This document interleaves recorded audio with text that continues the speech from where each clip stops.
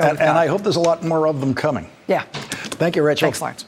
Well, we have so much news to cover tonight, and we are lucky tonight to have Professor Lawrence Tribe with us, Harvard Law School's constitutional law professor, on a night when the president invoked the Supreme Court, the president's belief that he can get the Supreme Court to stop the impeachment process. Professor Tribe has much to say about that and what is likely to be now a protracted legal battle between the House of Representatives and the President of the United States. And at the end of this hour tonight, we are going to have another episode of political hypocrisy theater.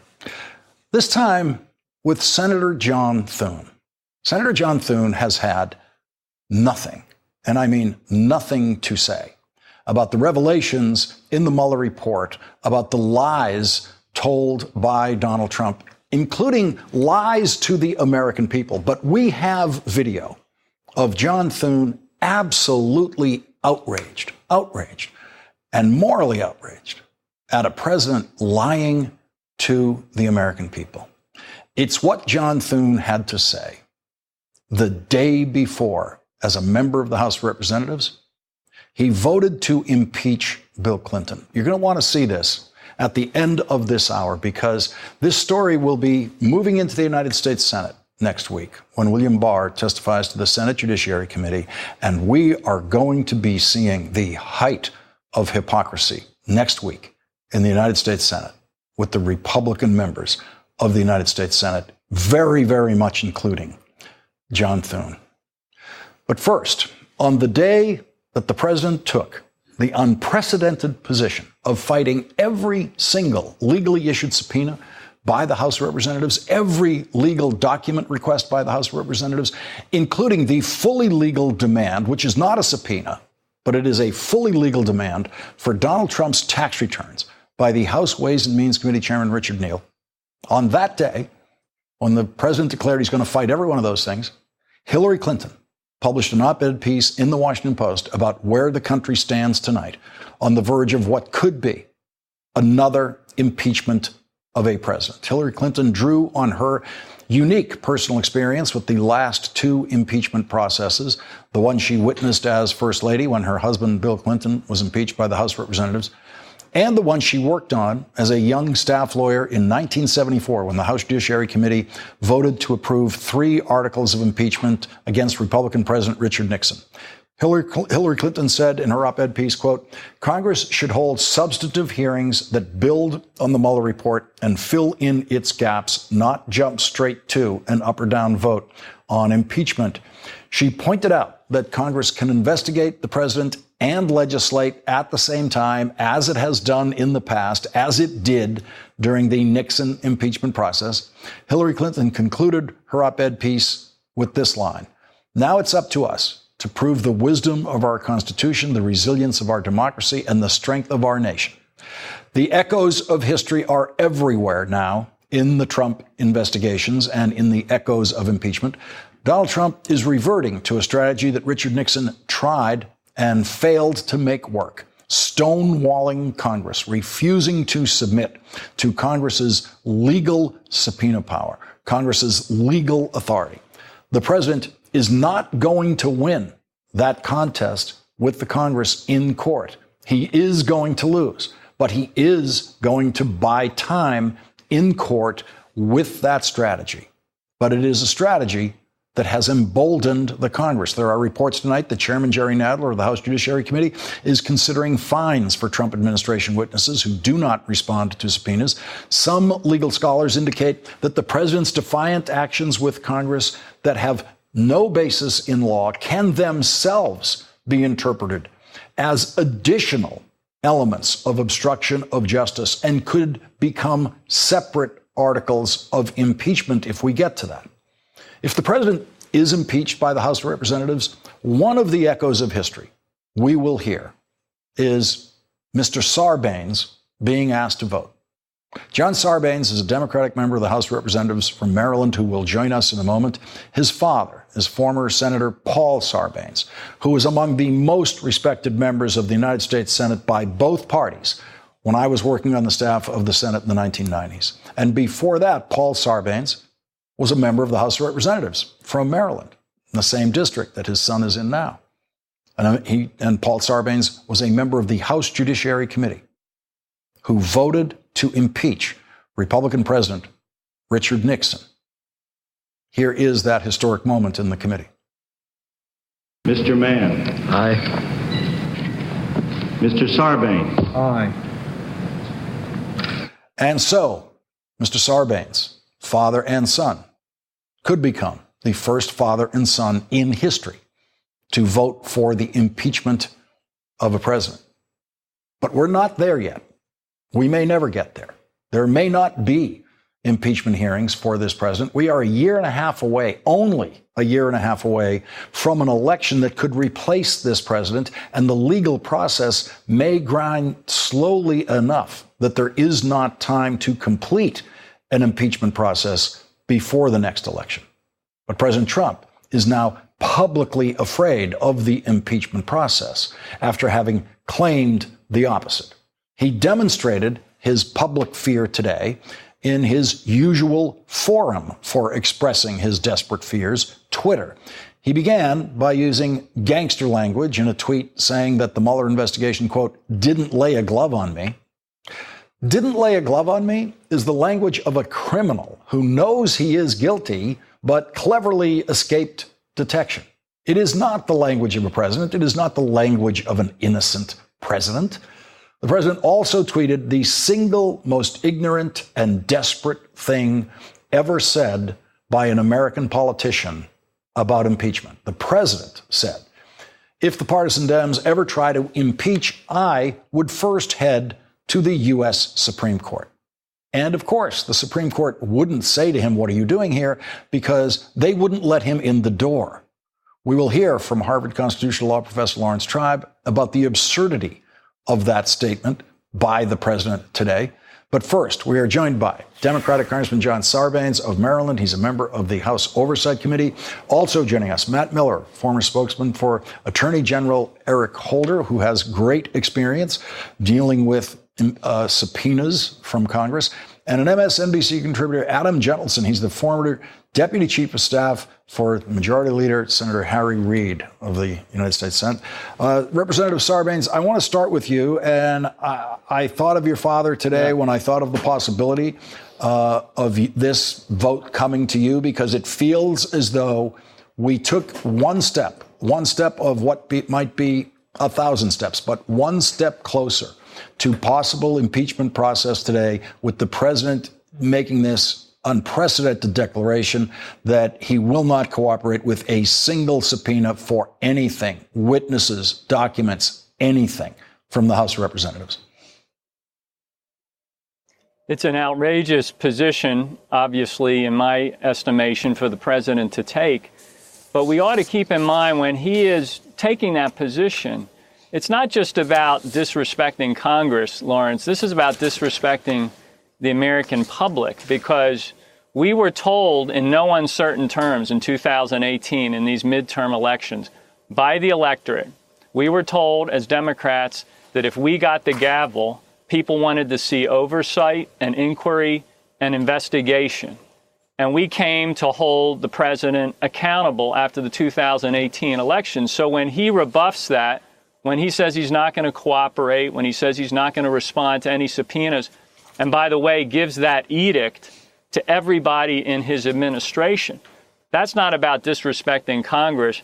That's about disrespecting the American public that wants answers and wants accountability. And what has it done today to your colleagues in the House? What are you hearing? Has this, I know you're on recess. It's not one of those days where you can all get together. But are you getting a sense that the president has changed the dynamic today? I think all the president did today was he made Democrats more determined to get to the bottom of all of these inquiries and continue in a very steady and diligent and deliberate way to try to get the facts. And we're trying to get those facts so we can put them in front of the citizens out there who are the ultimate jury when it comes to this president. We want to equip the country with the facts that they need to go make a judgment next November. I mean, the president will meet his political maker on November 3rd, 2020. He was made by this electorate, and he can be unmade by this electorate, particularly if they have good information at their fingertips. So we're even more determined today, based on the statements that he made, to go find these facts than we were yesterday. And Matt Miller, in the history of administrations dealing with subpoenas, we've never had an announcement that they simply won't cooperate with any committee for anything. Yeah, it's completely lawless behavior by the administration. I think in some ways it's kind of a continuation of the activities we saw laid bare in the Mueller report last week, where we saw, a president who behaved lawlessly on the campaign trail, behaved lawlessly as president, and now you see him doing it here and resisting anyone who tries to hold him accountable. And I think the statement he made today, it obviously, exposes that, but I think it actually has a way of backfiring. You asked the congressman how that statement is being interpreted by his colleagues. I think there's a very good chance that statement comes back to bite him in the courts. The courts are usually reluctant to get involved in these disputes between two co-equal branches of Congress, the executive, or of government, the executive and Congress. They want them to accommodate each other. They want them to take time to work it out. There's a process they expect them to go through. But part of the thing that underlines that is an expectation that both sides are working in good faith. And when the president makes clear, like he did today, that there is no good faith on his part, he's going to resist, he's going to say no, even to inquiries where Congress has always gotten documents and gotten testimony, I think it raises the chance that the courts intervene more quickly and more forcefully than they have in the past. And that timeline that you said has been on his side, maybe that gets compressed a little bit in ways that we haven't seen previously. Let's listen to what Senator Gillibrand, presidential candidate, Senator Kirsten Gillibrand, said today about this subpoena fight. If President Trump takes on Nancy Pelosi over whether he's going to respond to her subpoenas, I will put my money on Nancy Pelosi every time. Amen. Adam Johnson, she's going to win that bet. It's just a question of how long does it take to win.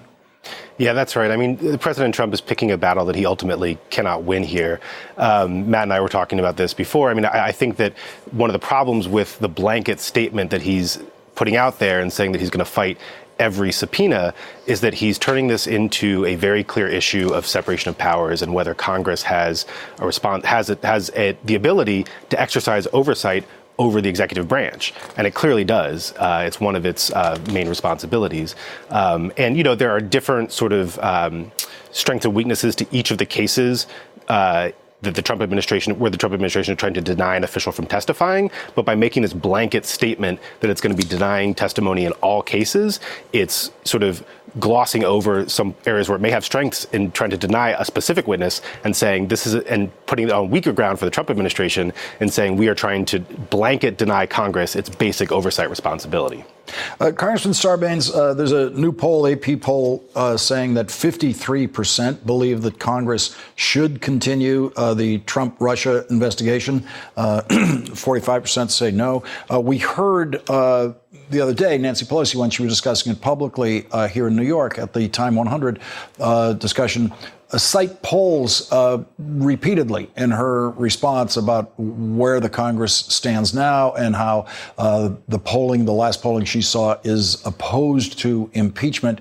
In your discussions with your fellow members, how often do polls come up and what the public is thinking, and how much does that control your next steps?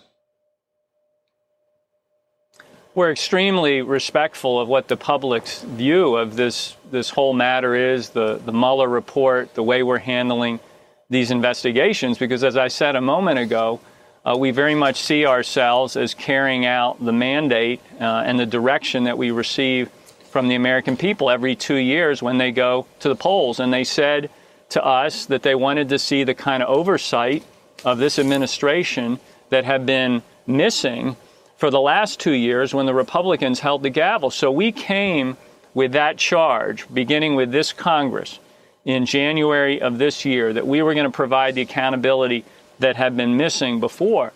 And by the way, the public's interest in understanding Russia's interference in our elections is exactly on target. We should be on red alert right now because the Mueller report detailed exactly how Russia interfered with the 2016 election, tried to sow discord, tried to undermine our democracy, fundamentally undermine our democracy. And we need to respond to that. There's another election coming. It's next year. Russia's not going away. They're going to come back and try to do the same thing. So we should be collaborating, cooperating, Republicans and Democrats together. I don't know where the Republicans are. They're missing in action when it comes to protecting our democracy. This is not about Democrats and Republicans when you talk about fighting back against Russian interference. That's about being American patriots. And McConnell and the Republicans are missing in action when it comes to taking up the sort of proposals and measures that we can put in place. And by the way, were put in place by House Democrats with H.R. 1, the For the People Act, that can prevent the kind of interference that we saw in the 2016 election happening again next year. Matt Miller, Congressman Sarbanes' red alert sounds like one of the other possible outcomes of these kinds of hearings. In the last election, the public was not aware of what was going on, what the Russians were doing in the ramp up to the election. But these hearings would certainly be emphasizing that. Yeah, they'd be emphasizing that, and they'd be kind of showing the American people in a way that they're not going to get from reading the report, because most people aren't going to read the report, just what it is that Trump has done in office. I think, look, there are a lot of things that the president doesn't understand, but television is one of them. And if the Mueller report is the script, the hearings are the TV show. And I think that's why you see him fighting to keep witnesses like Don McGahn, people who are no longer in the administration, from being able to come testify. And if you kind of look at what the Judiciary Committee has said they're going to do, they want to take a lot of the witnesses who showed up in the Mueller report and have them come, kind of systematically in open hearings where the public can see just what it is the president was asking these people to do, just how he was behaving, how he was breaking the law in the White House. And to this question of whether the public supports impeachment or not, where they're ultimately going to be, where they are now is not necessarily where they're going to be after they've seen dramatic television hearings. And the president, I think, very much gets that. And that's why you see them resisting so much. Adam Jentleson, I'm glad Congressman Sarbanes mentioned H.R. 1, because it goes to the point that Hillary Clinton makes in her op-ed piece, which is that the Congress knows how to conduct regular business and legislate while an impeachment process or investigation like that is going on. It has always done that, always been able to do that. And in Nancy Pelosi's case, she's already done it.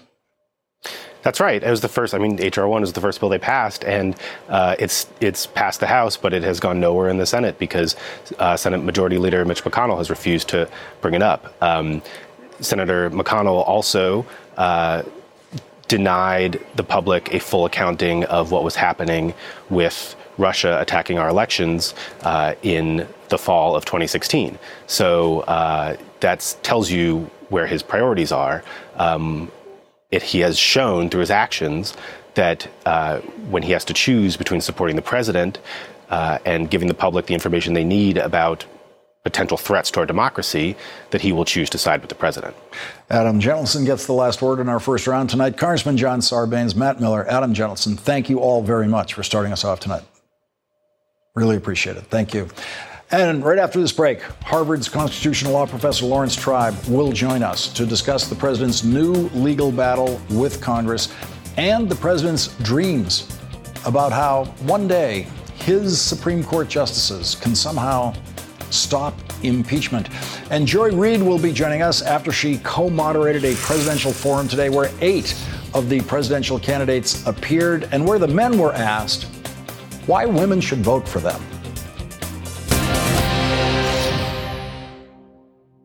Hi, it's Katie Tur. Want to keep up with MSNBC while you're on the go? Subscribe to the MSNBC Daily Newsletter. You'll get the best of what you've missed during this unprecedented era of news. Text MSNBC to 66866 to subscribe. The president has not read the Mueller report or the Constitution, and that is why the president once again today proved himself to be the most ignorant person in the history of the American presidency and possibly American politics by saying that he would turn to the judges that he has appointed to the United States Supreme Court to save him from impeachment. That will never happen, but it does seem that today is the first day of what promises to be a Trump administration illegal war with every House committee seeking information and witnesses from the Trump administration. And we are very fortunate tonight, on this first night of this epic legal battle of Trump versus the Congress, to be able to take our constitutional guidance from our next guest, Harvard Law professor Laurence Tribe. He's a professor of constitutional law at Harvard Law School and has argued dozens of cases in the United States Supreme Court, something that most lawyers don't get to do even once in their career. And joining us now is Professor Laurence Tribe. He is co-author of To End a Presidency, The Power of Impeachment. And Professor Tribe, I think your impeachment book, is it about a year old now? Right. It came out in May of 2018, and the paperback with a new epilogue just came out in March of this year. So depends on how you count. And much of what you, the guidance you gave us in that book was in many ways putting the brakes on talk about impeachment that we were hearing then. This story has changed dramatically to where we are tonight. Certainly has. I was saying impeachment can be very divisive. It can have a big backlash. It can look like we're trying to undo an election. So we have to go slowly and carefully. But after the Mueller report came out with all of its astonishing revelations about the systematic and sustained Russian attack on our democracy and the president's sustained efforts to obstruct inquiry into that attack, even inquiry of a counterintelligence type that would enable us better to protect ourselves from ongoing attack in 2020, it became clear that there was no time to lose. And so that's why I'm very much in favor of the kinds of hearings that Representative Nadler, as chairman of Judiciary, is engaged in now. They're not called impeachment hearings, but the impeachment process, for anyone who understands what's going on, is underway. It's underway, but they don't have the bumper sticker yet. They're looking into all of the evidence, connecting the dots, and as your earlier guest said, putting live witnesses on the air so that people can see for themselves, through people like Don McGahn, just how corrupt and fundamentally criminal this president was. And we cannot assume that public opinion will be completely impervious to that demonstration. That's why the president is trying to shut them all up, trying to stonewall in this unprecedented way, not invoking real legal privileges, but just saying, I'm the president, and I say I don't want any of you to cooperate with Congress. Who's Congress anyway? A bunch of pals. And it's an astonishing exercise in arrogant obstruction of justice. It's very much like, but much worse than, what Nixon did, leading to Article 3 of his articles of impeachment, the article about contempt of Congress. That's what we're witnessing. We're witnessing contempt of Congress, contempt of law, contempt for the American people. Yeah, I have that article of impeachment right here, and it is actually exactly what the president is doing today. It says, on this article of impeachment, it says that he failed without lawful cause or excuse to produce papers and things as directed by duly authorized subpoenas issued by the Committee on the Judiciary of the House of Representatives and willfully disobeyed such subpoenas. That was an article of impeachment. It says in that article that the president interposed the powers of the presidency against the lawful subpoenas of the House of Representatives. What the president did today was an article of impeachment against Richard Nixon. And he did it today in a context where the national security is at stake. I mean, bad as Nixon was, with all the cash and the plumbers unit, he wasn't really inviting a hostile foreign power to keep invading our country and our sovereignty. He was not engaging in treacherous betrayal of the American Republic. He was being a scofflaw. He was being a crook. But now we've got somebody who is fundamentally engaged in treachery. Nothing could be more serious. And I have enough faith in the American people to believe that when they see this live and not just in a kind of dead 428-page thing that I'm sure the president hasn't read, but lots of other people who can read haven't read, then I think things will change. But of course, the president is not satisfied with that. He's, as you said, he's threatened to go to his Supreme Court. an amazing idea. Professor Tribe, I am embarrassed to use your brain power for the answer to this question, but let's just pretend that you are visiting an elementary school somewhere in Cambridge, a fourth grade, a second grade, and a kid there. I've done that. Of course. I like doing that. And a kid there raises his or her hand and says, "Can the president stop impeachment in the Supreme Court?" What would be your answer? Well, I would say that presidents can't do that. The Supreme Court just a few years ago said that it had no role in the impeachment process. And actually, kids, there's a good reason. Back when the framers met in Philadelphia, they were wondering who should have a role in the removal of a president, in charging him through impeachment and then putting him on trial. And a lot of them initially thought, well, how about the Supreme Court? They wear black robes, they're going to be good guys. And eventually there was an overwhelming rejection of that idea for several reasons. First of all, the president might have appointed some of those guys in black robes or now women in black robes. They can't be objective. Secondly, there was a concern that after a president is kicked out of office, he can still be tried criminally. And that hopefully will happen when this president leaves office because he's committed a lot of crimes. But who's going to hear the appeal from a criminal conviction of a president? Well, that would have to be the Supreme Court. But they would already have ruled if they had a role in the impeachment process. And then on top of that, there was a concern that the Supreme Court would be too clubby and small and too easy to corrupt, whereas the Senate, they hoped, unfortunately, they might have hoped too much. The Senate would be incorruptible and large. And finally, they thought the Supreme Court wouldn't have the prestige that it would take to stand up to a president of the United States because the court hadn't yet developed that prestige. So for all those reasons, they said, we're going to have the Chief Justice preside over the Senate, but we're not going to give the court any other role. And that's where it stands now, so that the most ignorant thing the president could possibly have said, and insulting to the justices that he named to the court, Justices Gorsuch and Kavanaugh, was, you're my guys, I'm going to get help from you. I think that nobody would advise him to alienate the court that way, but I'm frankly not all that upset that he did, because now they're going to have more backbone. They will have to. Professor Laurence Tribe, thank you very, very much for joining us tonight on what may be the first night of a long legal battle between the president and Congress. Really appreciate you being here. Thank you, Lawrence. It was my pleasure. Thank you. Up next, Joy Reid is going to join us. She co-moderated today's Democratic Presidential Forum, which included a warning from Senator Kamala Harris about the Mueller report and how it applies to the next presidential election.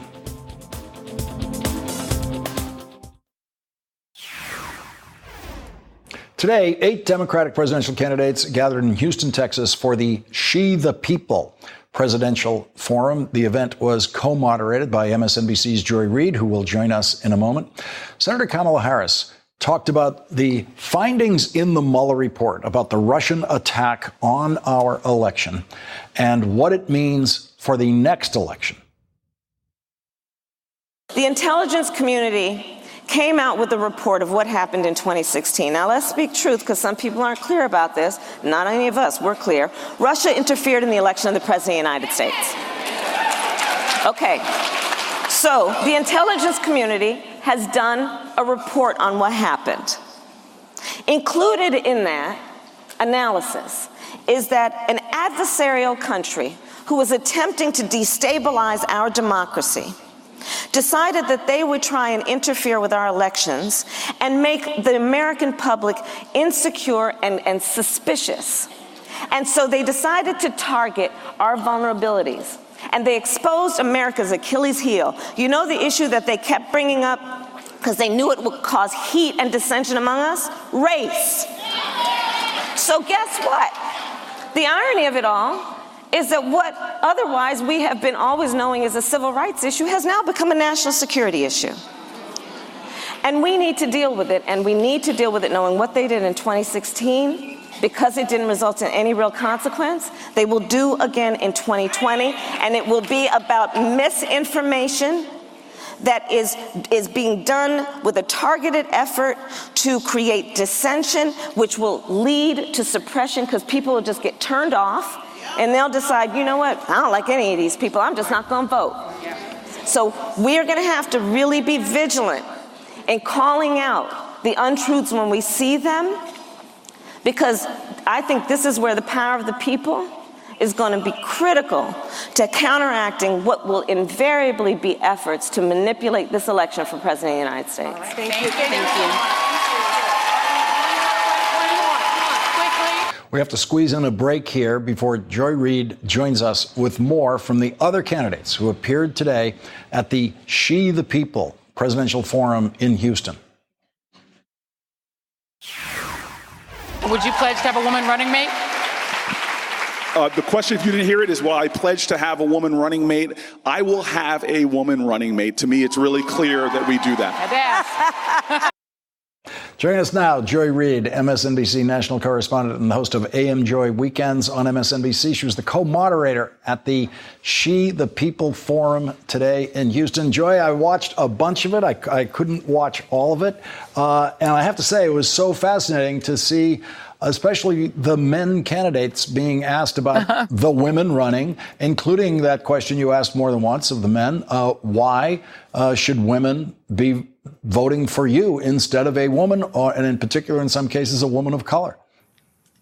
Yeah, and it really showed you, I think, Lawrence, how much the debates are going to change everything about the calculus of where this race is going. You know, the polls right now show a lot of name ID, but once some of these candidates get on stage and are able to articulate themselves, it really shows you who has the potential to pop. Cory Booker had really strong responses on issues of race and gender. He resonated with the crowd when he talked about it, and his answer about why voting for him, you know, people responded to it. Beto O'Rourke, I have to say, he's like a machine. You give him an input, and his output is sort of like a computer goes off in his head, and then he spits out like 3 perfect minutes of race talk. Like, he really did a great job. He referenced Congresswoman Sheila Jackson Lee, whose district it is, and her mentorship of him. He talked about slavery and reparations. He had historical references. He really was so spot on that even though it was a hometown crowd, you could see that he was really winning them over. Some other candidates struggled. Bernie Sanders had a tough day in the room. There was a lot of, sort of jeering at certain points from the crowd, because when he was asked about questions about race, he returned to his program and the things that he wants to do, and he sort of repeated them. And at one point, he went back to marching with Dr. King in the March on Washington, and people groaned because they felt like he wasn't answering the question. So it really showed you that, for the guys, they've got to answer that question, and some really do it well. Yeah, I mean, it seemed to be one of those situations where you could see that the answer was actually, in effect, custom made for this room, for this audience, which is the way it's supposed to feel. And it's the way it's supposed to feel in Iowa. And what I saw for Senator Sanders is the answers tended to be long, and they tended to be segments of his stump speech. Let's listen to what Elizabeth Warren had to say. Let's just go straight to that. I want to talk to the hospitals, is where most of these births take place, and I want to talk to them in the language they understand: money. Well, here's what I'd like to change right now in maternal health, and that is to say the hospitals are just going to get a lump of money, and if they bring down those maternal mortality rates, then they get a bonus. And if they don't, then they're going to have money taken away from them. Joy, that struck me as an example of, it's not just a woman shows up at a women's political forum. The audience is almost, entirely women? 90% women today? Yes. Yeah. Probably 90%. But she's talking about something I haven't heard her talk about before in other appearances. She's talking about something she knows speaks to that audience. And you know, what was really remarkable was, Elizabeth Warren got a huge ovation when she walked into the room, and she held that audience throughout because she was giving both specifics and anecdotes. She had stories to tell. She was interacting with the audience. When someone yelled out, "Tell us what you think," she said, "I'm going to tell you what I think," right? She was very personable. And I think Kamala Harris had the same kind of interaction and a lot of specifics as well. Julian Castro, I would say the same kind of thing, a hometown crowd, but also giving you specifics. What that crowd wanted, because remember, Lawrence, these were a combination of local people from here in Houston, but a lot of activists who'd flown in from all over the country. And these are women who were working for low-income wage increases, nurses, teachers, people who were working on the ground, but also who are working in the world. And they wanted answers. They didn't want to just have platitudes and sort of feel-good sort of dictums thrown at them. They wanted to hear what these candidates were going to specifically do, and they wanted their questions answered very specifically. And Elizabeth Warren, she really soared in terms of that, and some of the other candidates did as well. And I think the audience appreciated that. And the last thing I will say about what Warren was able to accomplish is that she was also able to supply inspiration. And I said earlier on All In that this race has been waiting for sort of a Lord of the Rings moment, for somebody to give that fighting speech of this is what we can do. We can do it. Don't be afraid. You can nominate a woman. You can take a chance. And Warren had that moment tonight or today. Joy Reid, thank you very much for joining us. You can come home now, Joy. I'm going to head back soon. Thank you, Lawrence. Thank you, Joy.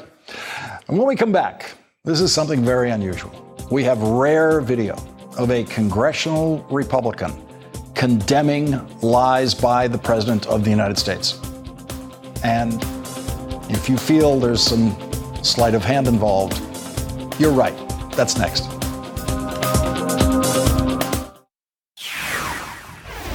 We have rare video tonight of Republican Senator John Thune speaking publicly about what he sees as the president's criminal conduct. Either we are a nation of laws or we are not. And if we are, then those laws have to apply equally to all people. Sharp-eyed observers will note that Senator Thune looks a lot younger there than the last time you saw him, and he's standing in the House of Representatives because that's 20 years ago, when John Thune had to take a stance and cast a vote for or against the impeachment of President Bill Clinton. John Thune doesn't do much talking these days in the United States Senate, but he's always in the shot. When Mitch McConnell is talking to reporters, he's always over Mitch McConnell's shoulder because John Thune is technically a member of the leadership as the majority whip, but that's not a real job in the Senate. It just gives him the right to always be over Mitch McConnell's shoulder in the photo ops or on his way to being over Mitch McConnell's shoulder in the photo ops. We're going to insert a final commercial break right here so that will give us enough time to show you more from John Thune on what he thinks about a president's betrayal of trust. And it will leave you wondering not just about Donald Trump's betrayal of trust, but what has clearly become John Thune's own personal betrayal of trust.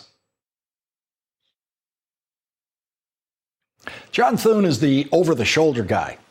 There he is in his standard spot over the shoulder of Mitch McConnell. John Thune is much more noticeable than most over-the-shoulder guys because he's so much taller than the other shoulders that are usually around him. The shoulder John Thune is permanently attached to is Mitch McConnell. Senator Thune is the number 2 in the Republican Senate leadership. He has the title of Assistant Majority Leader, often referred to as the whip. There is no job there. It's just an honorary title. The majority leaders and minority leaders of the Senate have been doing their own vote counting for decades. Everyone deals directly with the majority leader and the minority leader, but phony leadership titles are thrown around in the Senate and the House to give members something to boast about back home and maybe help them with fundraising. And for John Thune, it means that pretty much every shot of Mitch McConnell that appears in South Dakota news media is also a picture of South Dakota's senior senator, John Thune. And the good news for John Thune is there's only one guy who can muscle him out of the over-the-shoulder position with Mitch McConnell, and that is the President of the United States. And that's a very helpful photograph for John Thune in South Dakota, a state that Donald Trump won by 30 points. Even though John Thune is theoretically and only theoretically the number 2 guy in the Senate leadership, it's not like he's the second most talkative Republican senator. He doesn't come in second to Mitch McConnell in public comments about affairs of state. In fact, John Thune's Senate career is mostly a silent movie, and that works for him because it works for South Dakota, where he's been elected to the Senate 3 times, once unopposed. So in this space tonight, where we would like to show you video of John Thune's reaction to the damning accusations against the President of the United States exposed in the redacted version of the Mueller report, we have nothing.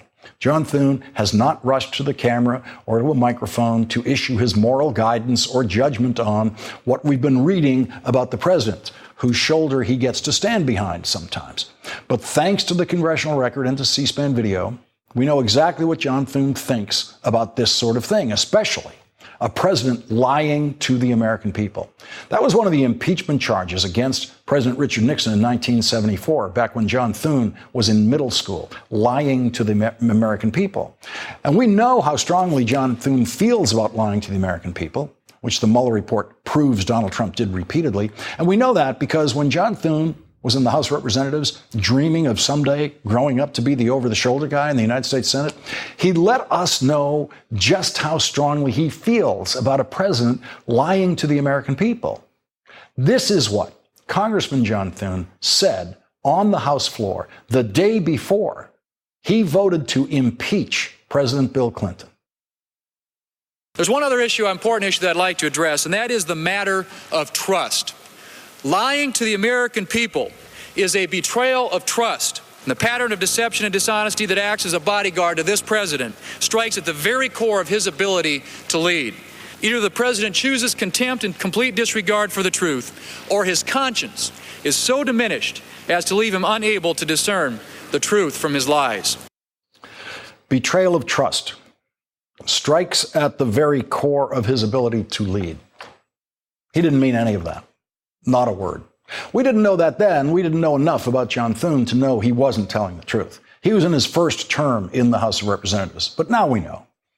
John Thune's silence tells his story now. John Thune's silence about every lie President Trump has told, as documented in the Mueller report, not to mention the 9,000 lies the Washington Post reports the president has told publicly. That last line that you heard John Thune say about Bill Clinton certainly applies to Donald Trump. His conscience leaves him so diminished as to leave him unable to discern the truth from his lies.